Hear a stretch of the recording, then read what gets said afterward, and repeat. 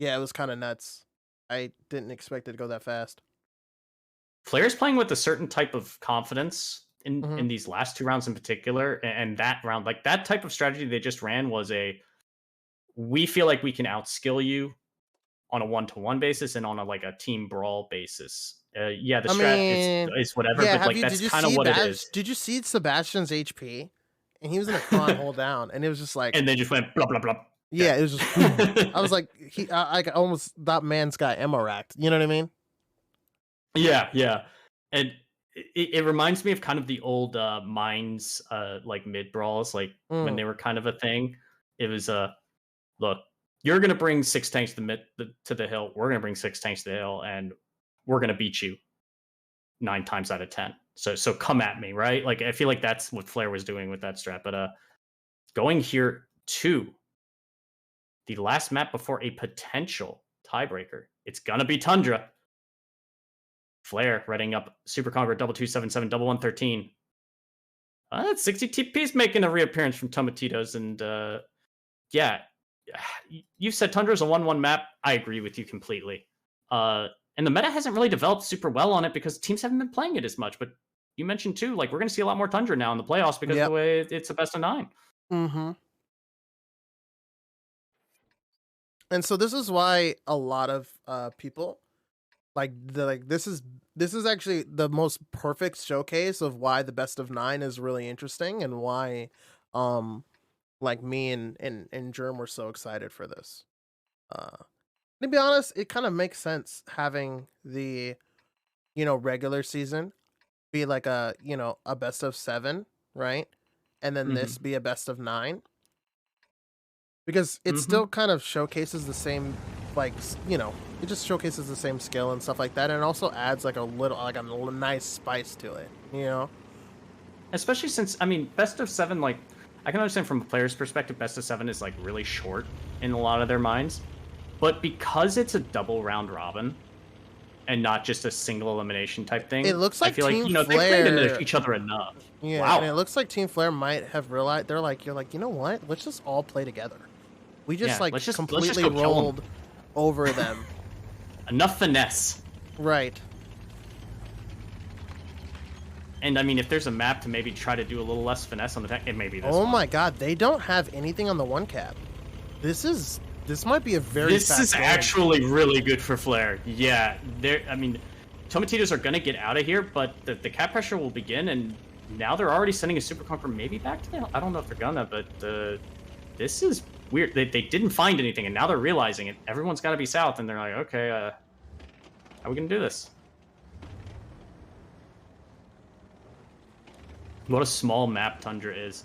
And yes, that's exactly the right play right now, because no one's even close to getting resets. The 60 TP is the only one I think that couldn't get a reset. I don't think Sheep makes it across in time. Maybe he does, but it has to come from the 60 TP, and that is slow getting up there. And Bloop now going to screen as well. 10 seconds on the cap. Sheep's going to have to sacrifice himself for the end. If he's able to get, look at this shielding from Bloop. Oh, they got the reset at the last possible moment.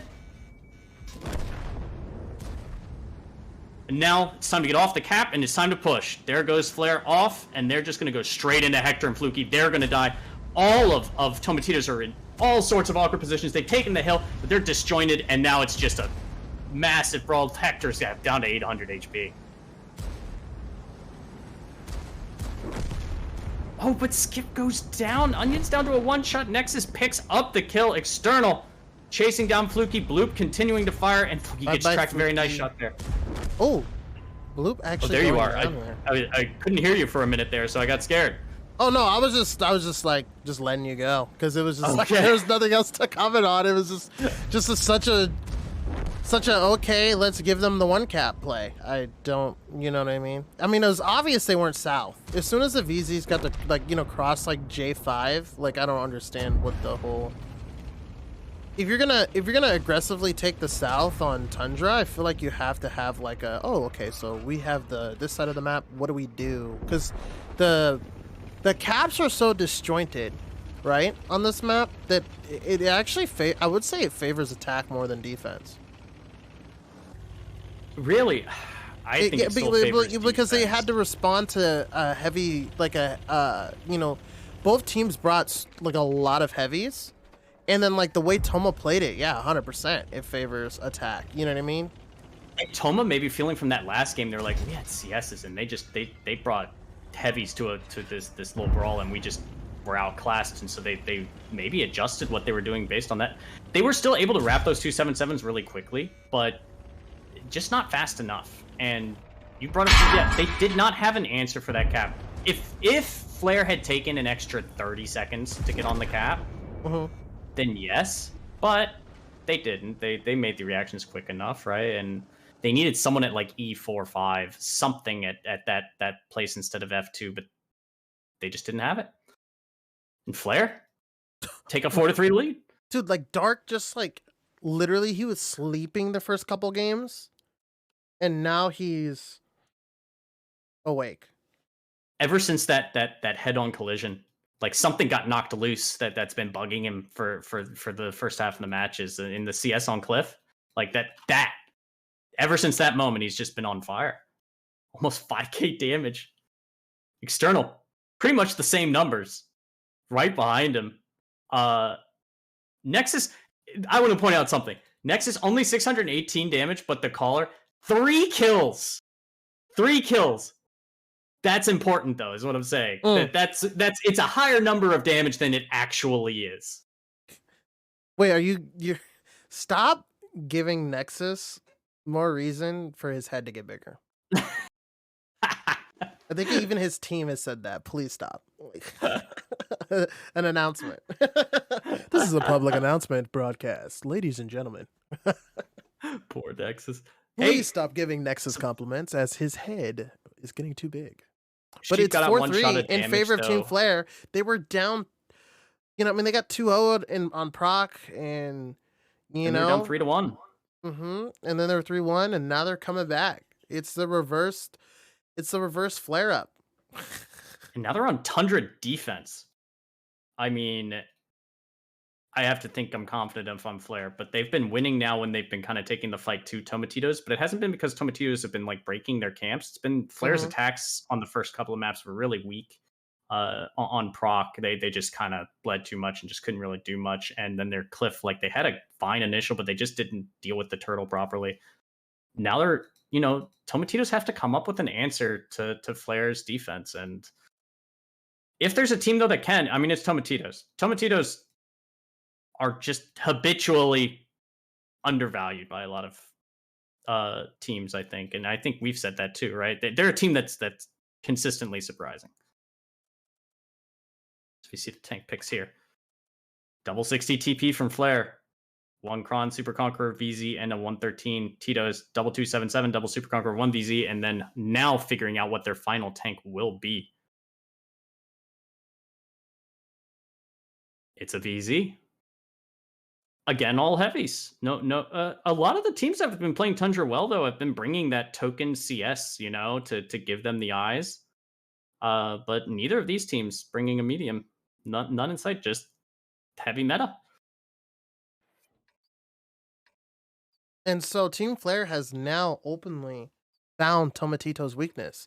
If all 6 of them play, I almost forgot how many people are playing against each other. If all 6 of them are in heavies, they lose. They just don't know. Maybe they rely on CS flexes too much. You know what I mean? I feel like maybe. I feel like these aren't scrims. You know what I mean? Like these don't look like scrim lineups. Yeah, this is postseason lineups in my mind. This is you have your strats for the regular season where you're facing a bunch of different types of strats and people are doing different types of things. And then postseason, a lot of times people mentally can have like issues with tilt or stress and trying to focus. A lot of times postseason strats can be a mega trick play and also just a very simple, we're simplifying it so that people don't, because they're playing longer matches and stuff. And let's just simplify it for us because they're maybe playing this split, whatever. Okay, focus on that push and that. We're simplifying it because we're all on the same page. We're all going to play the same thing. And Hector coming up here in his VZ. as they slowly creep in the north. And there's a lot of value in that. It's a lot of value in because other teams may be looking and saying, oh gosh, we came up with all these strats that we were going to do for Tundra defense that would be a completely new look, and now we're going to maybe play fair, and they may just push 6 tanks at us and say, screw your strat, we're going to fight. Yeah, and Nexus in a 113, you know, being cool. You know? 113 maximum cool value. Maximum cool value. Especially, I think he convinces his team to play it by saying he lives longer in it. Something. Hey, it can work, man. It can work. It could actually. It's probably for the gun depression, because I mean, Tundra's filled with like really weird hills and stuff and slopes. Really is. It's. I don't know why. There's so much weird little pockets and little. In pubs, it's not even a bad map, but it's not the best. It's kind of like mid tier, right? It's like, it's not something you actively go, I'm gonna ban this map, you know. But in competitive, it's really interesting. You have to play it so much differently, right? Just the spawns being flipped almost from, like, you know, instead of north-south being more east-west. And this is do or die for Tomatitos. I mean, Tomatitos, they lose this, it's GG. They don't win this, and then I think they go, because they go to the losers bracket, right? Or is this a losers bracket? Do they get knocked off? No, they don't get. No one can be eliminated right now. Right. No one will they be go to the eliminated losers, and then they have to play. Then we're going to our next game, and whoever loses that, then Tomatitos play those people. Correct. The Wednesday, right? Then the loser of that on Wednesday would be out. Yes. Yeah. So 4 teams are left right now. All 4 will be in it, no matter how the first 2 matches today go. But come Wednesday is the first time a team can be eliminated. Yeah, and then you definitely want to win your first round. If right. You can. Our Wednesday is literally going to be winners against each other and losers against each other. Correct. And Jack AFK versus Burbology will come up right after this match to figure out how it all ends up finishing. But first, we have to figure out, is it going to be Flare or Tomatitos? Dark Ninja staring at his corner, really wants to be ready, make sure that he pens his shot with his 60 TP when something appears. Considering he has 10,000 lumens in his face, he will know when somebody gets lit.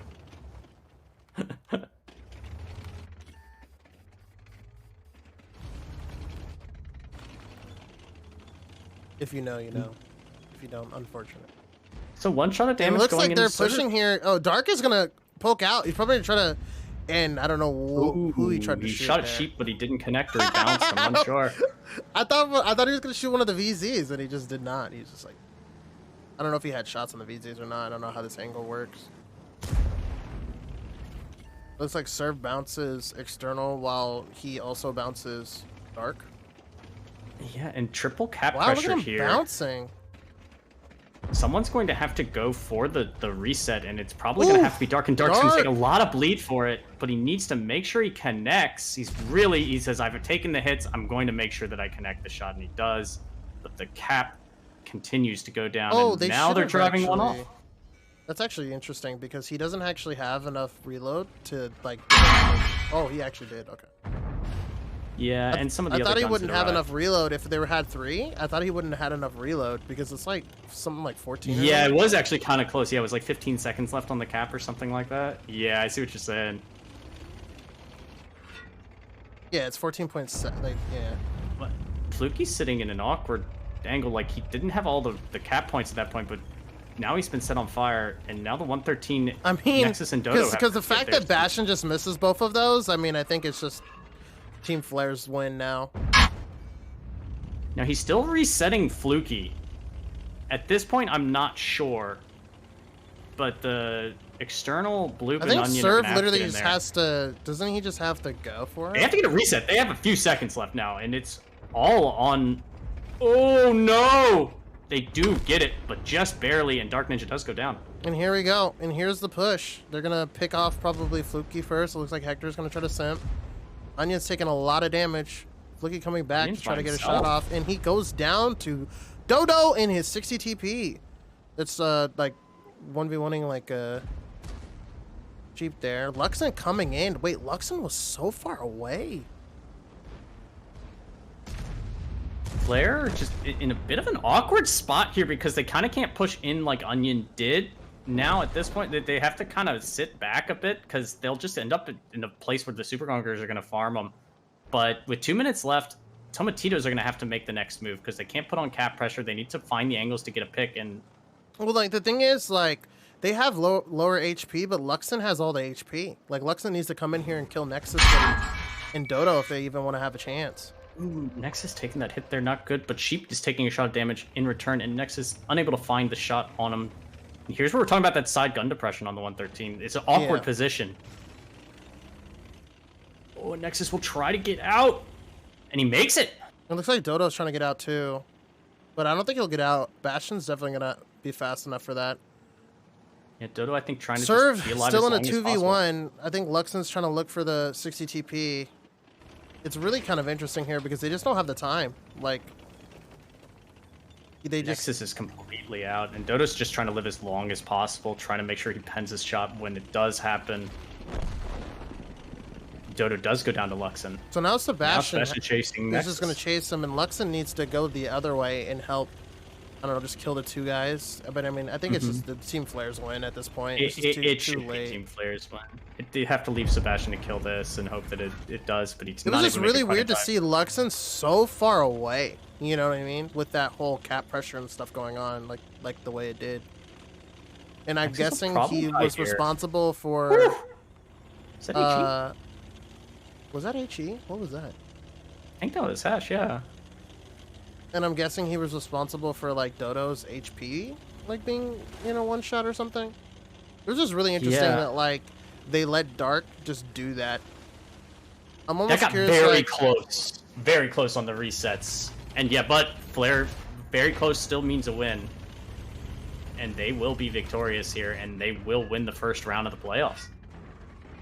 Little barrel blocking fun, but still connecting. Lovely Super Conqueror fights. Down goes external. 10 seconds remain.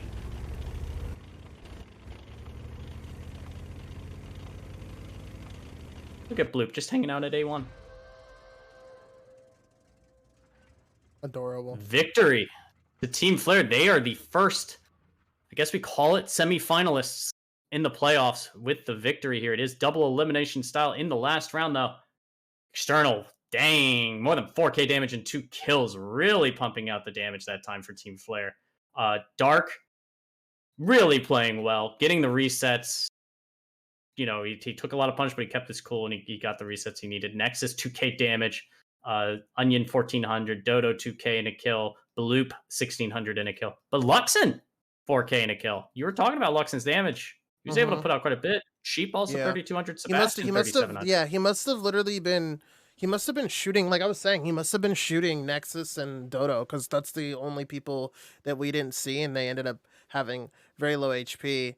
On that, like, 3 line, yeah. It was really interesting, though, like, when Dark was going for resets, like, Hector was kind of sitting passively, and I'm kind of curious, like, why they didn't, like, maybe have Fluky sit sideways and like Hector like hold down off his butt or something, you know, so they both of their guns were still in the fight, like whittling him down. Because if they would have actually killed Dark sooner, it would have triggered, or got him down to one shot sooner, it would have triggered the push sooner, and most likely they would have won as a result, right?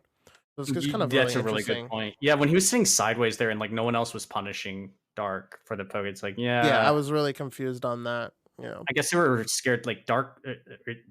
He was taking all the hits because they either needed to keep. They should have just kept 3 on, because what Sebastian didn't even do anything. Like, it didn't work. You know what I mean? He literally bounced Dark twice. You know what I mean? So it would have been just better off having all 3 on, because eventually, if he would have kept on shooting Fluky, eventually, like, his reload wouldn't have beat the timer, right? Because it's like 15 seconds. Like, eventually, it just gets down so far, and then when they push in, that's 2,000 damage, just bye-bye, right? On top of having the Super Conqueror and Service still alive, right? So then you have, you know, Dark's probably going to get taken down first, and then you have 3 guys funneling into a 4-man crossfire. Does that make sense? So that's why I don't really understand, because it ended up being like a 3v3 with them having the advantage because they were pushing in together instead of it being like a 4v3, because, you know, Sebastian wasn't in that fight anymore, right? He was like dying to Dodo. You know what I mean? or almost dying to Dodo and stuff like that. So it was just like it was just really interesting gameplay. But as we can see here, external top for fantasy on Team Flare, and Yes, Dark indeed. And not Dark Ninja number 2. Dark number 2. It looks like external just picked up a lot of kills overall. 9 Ooh, kills. 9 kills is Yeah. a lot. Hector got And- 9 kills in second for Tomatitos, but Sebastian is the king technically of this match. So even though his team lost, he got 540 fantasy points. 540 fantasy points and 8 kills. And actually, one of the most surprising things here is both callers on the bottom. And what's really interesting about that is like Sheep has been a very consistent player in this league on top of being a caller. And so this is the first time all of his players have actually outperformed him, right? He's usually Not near the necessarily top or a at the bad top. thing, but Maybe the way Sheep goes, the way the team goes. If Sheep's having a on night, maybe the team is getting the results. But a 5-3 loss against Flare is not necessarily a bad thing, but the way that it started out, Tomatitos definitely had their eyes on winning it. But Flare showing that, they brushed off their couple of losses and just came back with a fury and getting the 5-3 win. They now move on to the next round, and Tomatitos will go to the losers bracket. We're going to find out who their next opponents are going to be in a few minutes here, because it's going to be Jack is AFK. Correct. Versus Verbology. Smiley, shall we take a few minute break here real quick? Yes, we should. All right. We'll see you guys in 10 or 8.